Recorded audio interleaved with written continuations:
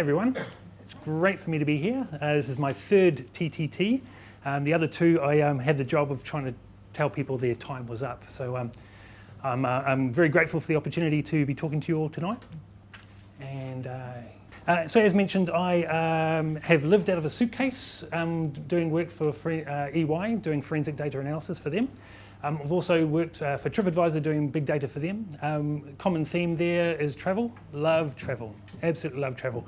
And so I decided to put together a travel blog called etrip.tips to try and basically help other people in terms of where they're going, what they're doing, that sort of thing. And one thing I discovered was that doing data viz for travel is really, really hard. So one of the first things I did was just a straight Google Maps, but while it looks vaguely impressive, it's not very coherent, doesn't show a really, really good story, doesn't tell a good story, doesn't show people what you actually did in each of those places, so that's not very good.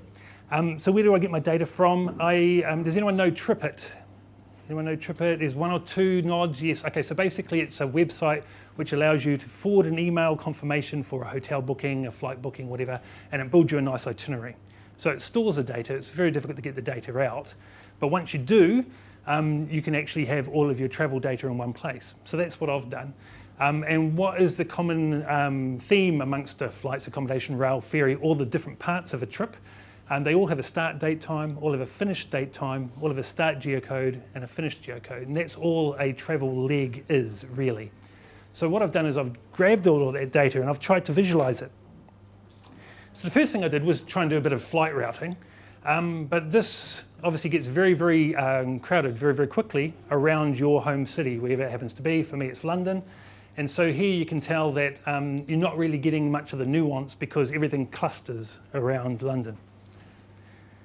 So even if you select one particular flight, you're still not getting much of the feel for what I actually did in those places, who I did it with, how long I was in each place, all those sort of things. So I decided to drill a little bit further and try and illustrate that using Tableau. And again, didn't really get the nuance of what I did in a particular place. In particular, this is Sicily. I went to Catania and then travelled down and went to Syracuse. And we went by train, but we didn't cross that water between Catania and Syracuse. We went around the coast, obviously. So that doesn't come across when you're doing straight geocode between two locations. So some other people have tried to do something similar. They've tried to show the nuance of travel, and they've done Cimri, he's a Turkish guy, I can't pronounce his name, I do apologise to him, but he's done a really, really good work in terms of visualising really nicely flights. How many flights you did during a year, the locations you went between, all those sort of things, and that's really easy to do in Tableau. So I mocked up that really, really quickly, which was quite cool. So I do have a challenge for you all.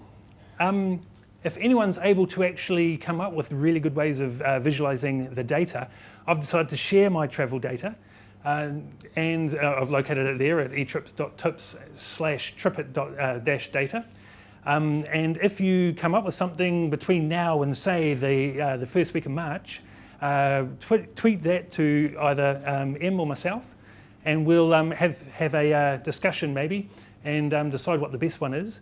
And if you wanted to actually present at TTT4 and you hadn't been able to because of sensitive data at your place of work or anything like that, and you wanted to have a go at one of these things, it's a great opportunity to actually step us through what you did, why you think it's a really, really good thing that you did, and what the actual end result was.